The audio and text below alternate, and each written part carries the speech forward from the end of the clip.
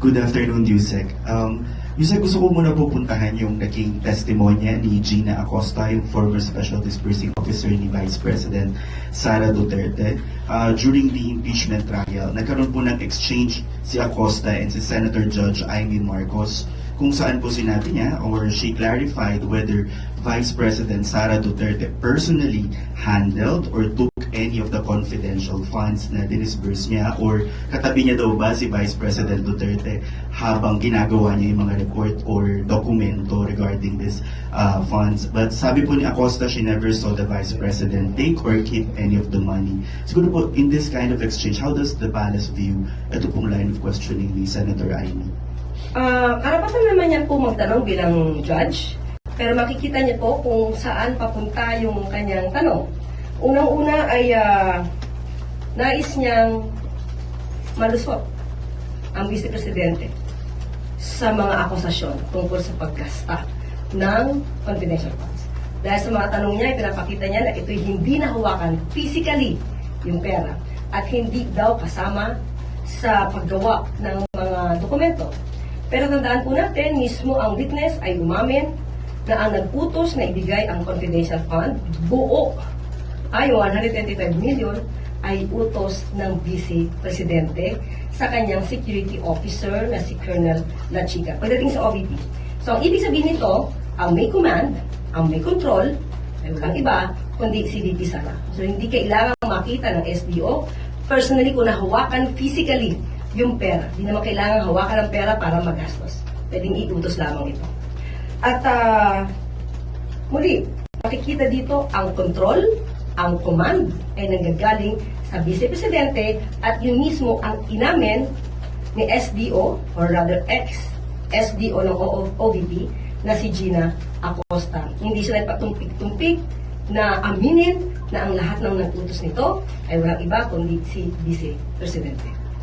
So para po sa palasyo, na-establish talaga yung accountability ni Vice President Duterte pagdating dito sa paggasta ng confidential funds. And I just want to go to this particular answer ni Acosta na naging paulit-ulit recurring during the trial. Yung nag-rely siya kay Colonel Lachica, siya pong nag-implement sa ground at wala siyang kinalaman doon. And all the information, according to Lachica, ay confidential kaya hindi niya na-relay kay Acosta. Is there a need to further investigate Lachica's role in the implementation of confidential funds? Kasi sabi naman po ng AFP today ay hindi na po sila, tinigil nila yung investigation sa AFP part pero pinapaubayan na nila sa ombudsman itong kay Lachica. Okay, nararapat din naman na ito ay maimbestigahan ng ombudsman. Ang ibig na sabihin nito ay hindi naman disumuko ang AFP, pero mas maganda na yung neutral na ahensya ang siya mag-imbestiga para malaman kung mayroong bang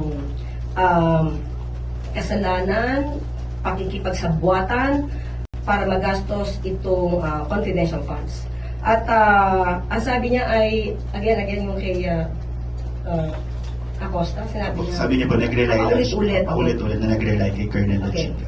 Dito ay makikita ng sabayan ng Pilipino kung paano naging dikahon ang sagot ng witness.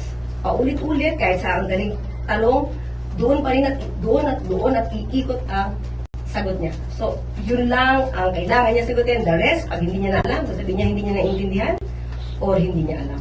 Pero lumalabas pa rin na totoo dahil itinuro niya pa rin si VP Sara at saka si Colonel Lachica. So, makikita dito na ang kinuwang SDO, since at the time na Mayor, di umano, si Vice Presidente, lumalabas na since then, yung SDO niya ay hindi marunong mag-liquidate.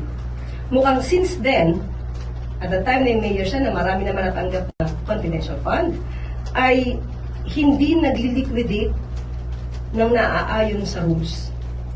So, yun yung nakita nating pattern, yun yung isa sa mga na-reveal dito. So, paano magkakaroon ng magandang liderato kung ang mga pondong ito sa ganito pa lang na halaga ay mahihirapan na silang i-account.